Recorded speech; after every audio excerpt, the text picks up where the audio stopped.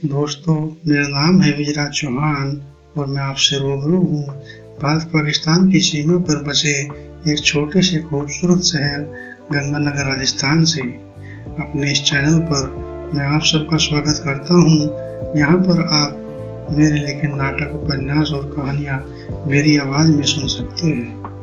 दोस्तों, चलिए शुरू करते हैं आज के उपन्यास को।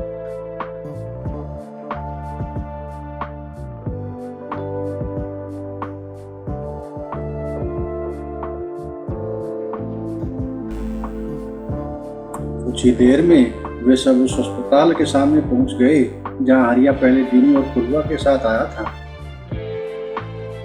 बिरमी ने नीचे उतरकर गाड़ी को संभाला तो हरिया जल्दी से कूदकर अपने जाने पहचाने रास्ते से चलकर डॉक्टर साहब के कक्ष में पहुंचा।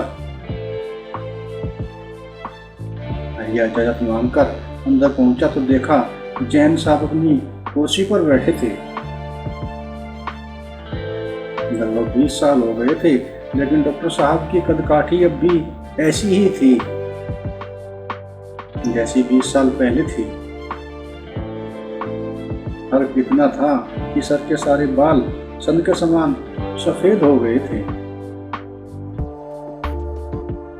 हरिया अंदर पहुंचा तो उसने डॉक्टर साहब को राम राम की और अपनी पीड़ा के बारे में कहा।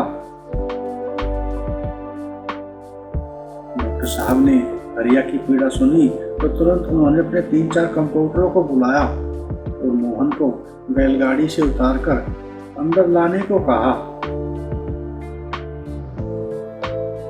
डॉक्टर साहब का हुक्म पाते ही तीनों कंप्यूटर मुख्य की तरह से बैलगाड़ी की तरफ भागे और 1 मिनट में ही वे मोहन को उतारकर अंदर ले आए। जैन साहब ने मोहन के घायल शरीर का निरीक्षण किया तो उन्हें मामला काफी गंभीर दिखाई दिया। वे मोहन को तुरंत अपने गहन कक्ष में ले गए और काफी देर तक उसका निरीक्षण करते के बाद बाहर आए और बाहर आते ही चिंता में बैठे हरिया को पास बुलाते हुए बोले, लड़के के दिमाग पर चोट आई है और पैर पर भी काफी चोट आई है, जिसके कारण पूरा शरीर पीड़ा से जल रहा है। यदि लड़के की जिंदगी चाहते हो तो जहरीली टांग को काटकर अलग करना पड़ेगा, अन्यथा सुबह तक पूरे शरीर में जहर फैल जाएगा। हरिया ने लड़के को जवान उम्र में अपाहिज होने की बात डॉक्टर साहब के मुंह से सुनी तो उसकी टांगों का दम ही निकल गया। तो पीछे को बेंच पर मुर्दों की भांति बैठ गया। उसकी जुबान ऐंठ गई। उसे लगा गला रेगिस्तान के रेत की भांति सूखता नजर आया। ऐसी दुख में बैठा हुआ था कि डॉक्टर साहब ने सच्चाई का दूसरा तीर मारा और बोले, और यदि तुम्हें यह काम करना है तो सुबह तक कम से कम 20,000 रुपए का इंतजाम कर लो, अन्यथा मुझे फिर दोष न देना। डॉक्टर साहब ने इतना कहा और अपने कक्ष की तरफ चले गए। हरिया वहीं पड़ा रह गया। कुछ दूर बैठी पारो और बिरमी ने डॉक्टर साहब की बात सुनकर हरिया को इतना उदास होते देखा तो वे दौड़कर हरिया के पास आए और उन्होंने हरिया से मोहन के हालत के बारे में जानना चाहा। हरिया पत्थर हो चुका था।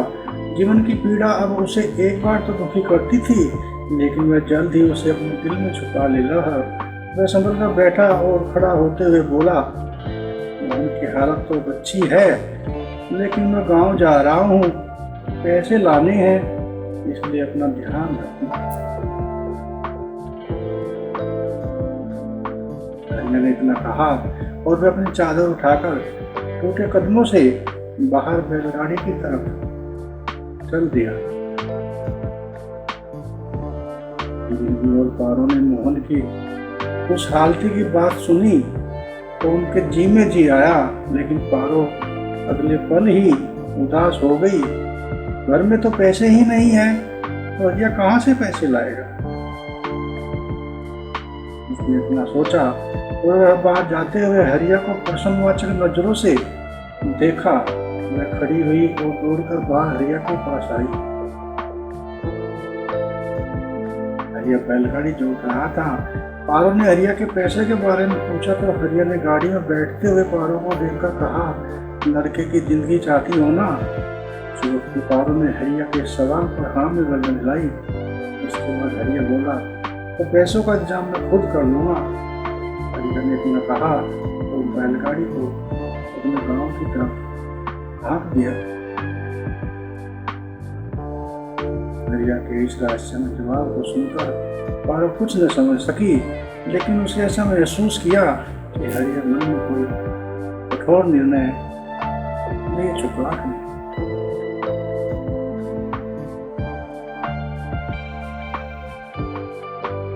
अपनी इन्हीं लाइनों के साथ ही आज के प्रोग्राम को यहीं पे विराम देते हैं।